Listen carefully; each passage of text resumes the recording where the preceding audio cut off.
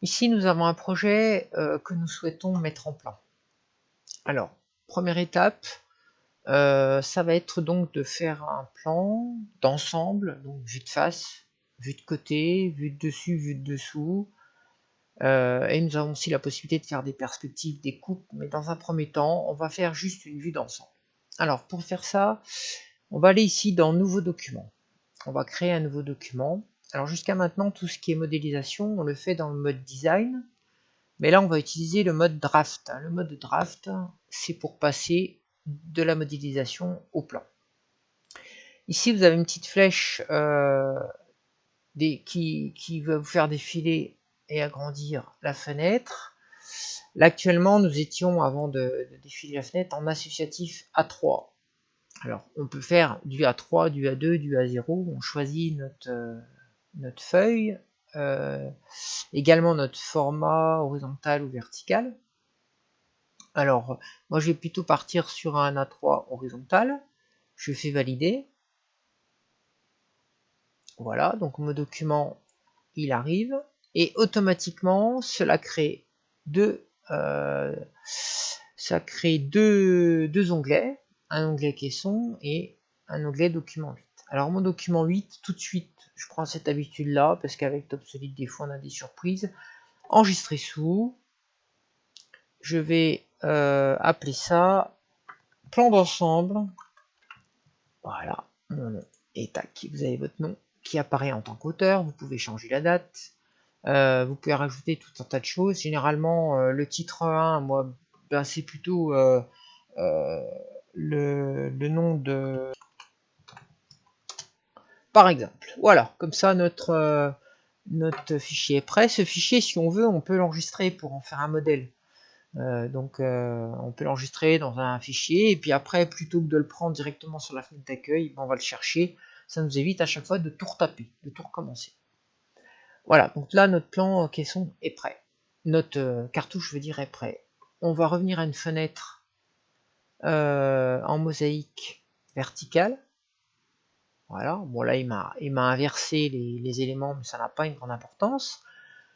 Donc là, on va pouvoir sélectionner. Donc là, je sélectionne mon plan. Alors, passer de l'un à l'autre.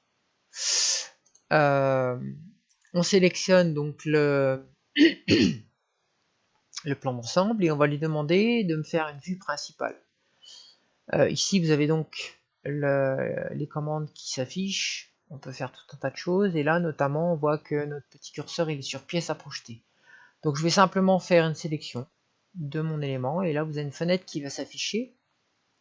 Voilà, il vous positionne sur votre feuille votre caisson. Vous pouvez le mettre dans la position que vous voulez. Moi, je vais lui demander une vue de face pour l'instant. Ensuite, le facteur d'échelle, vous allez voir comment ça se passe au niveau de votre feuille, comment ça arrive. On peut mettre les arêtes lisses en trait plein et les arêtes cachées en pointillés. Voilà, et on valide. Et voilà, notre caisson, il arrive là. Alors, on peut tout à fait... Regardez, ça va aller vite. Je le positionne, je clique gauche. Je veux une vue de côté. Je clique droit avec ma souris. Hop, vue de côté. Je viens me repositionner sur la vue de face. Je reclique droit. Je fais une vue de dessus. D'accord? Et si je viens me mettre ici, hop, je peux même avoir la perspective. D'accord? Alors, si vous trouvez que les traits en pointillé sont un peu gênants, on peut faire des modifications. Alors maintenant qu'on a fait ça, on a fait le principal. On clique 2 fois sur le plan d'ensemble caisson pour travailler dessus.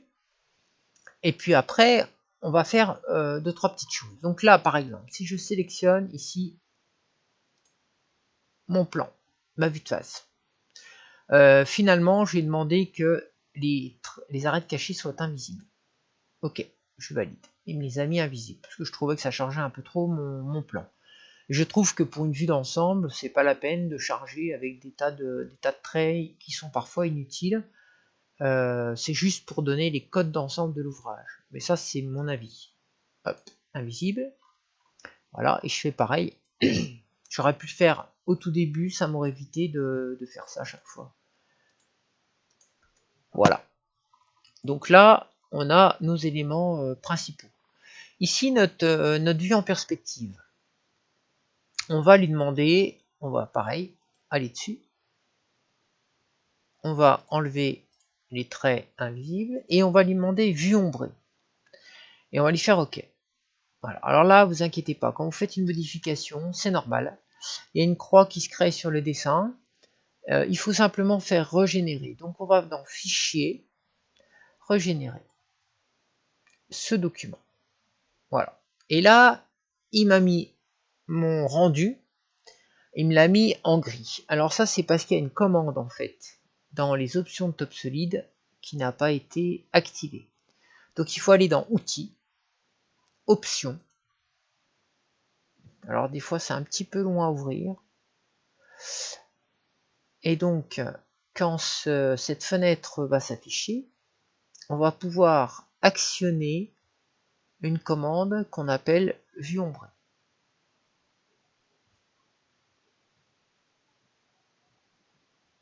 Bon, vous inquiétez pas, c'est normal. Voilà, nous y sommes. Ici, vous avez dans les propositions paramètres de projection. Et vous utilisez ici, vous cliquez sur utiliser le rendu réaliste. Et vous faites OK. Et ça marche pas parce que je pense que dans Fichier, Propriétés, ça n'a pas dû être activé non plus. En fait, on a deux types de documents. Il y a Fichier, Propriétés ou Options. Et vous avez aussi paramètres de projection. Il faut que ça soit coché aussi ici. Voilà. Et là, vous avez un rendu réaliste avec le ton bois, le caisson en blanc. Ensuite, sur ce plan, eh bien, vous avez la possibilité de coter. Donc là, vous avez une barre qu'on appelle cotation. Voilà. Et vous faites fast et je viens coter. Alors, je sélectionne un côté, je sélectionne l'autre, je positionne ma cote. Voilà. Je fais pareil sur la largeur de mon caisson. Alors, si je veux coter que le caisson sans le cadre, je peux. Donc ici, caisson. Si je veux que ça soit aligné ici à l'autre cotation, je fais simplement un clic droit avec ma souris. Ça va faire alignement, clic droit, et je m'aligne ici. Votre cotation est alignée. Et je fais pareil. Je cote ici, ici, histoire d'avoir ma hauteur de caisson. Voilà. Et puis, qu'est-ce qui va me manquer? Pour l'instant, si on veut rester que sur des cotations de générale, on peut coter notre porte en largeur, ici à ici, hop, voilà.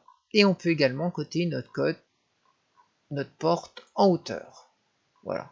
On peut rajouter effectivement d'autres cotations. Après, chacun est libre de gérer ses éléments de plan un peu comme il le souhaite.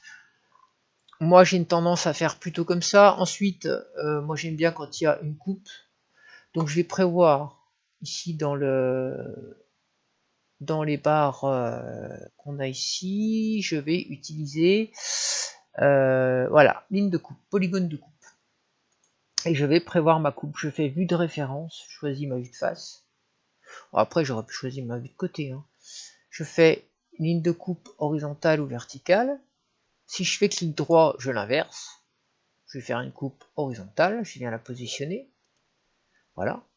Est-ce qu'elle est partielle? Non. Je fais OK. Il me la positionne. Ça dépend de quel sens je veux qu'elle soit. Je vais inverser les lignes de coupe. Et puis ensuite, effectivement, quand ça chevauche comme ça, c'est pas très heureux. Donc je peux aller dans Modifier. La cotation, je viens la prendre ici à la base. Et je vais pouvoir écarter un peu ma ligne de cote. Voilà, ce qui fait que j'ai une coupe. Voilà, je vous retrouve dans une prochaine vidéo pour justement faire un plan avec des coupes. À bientôt.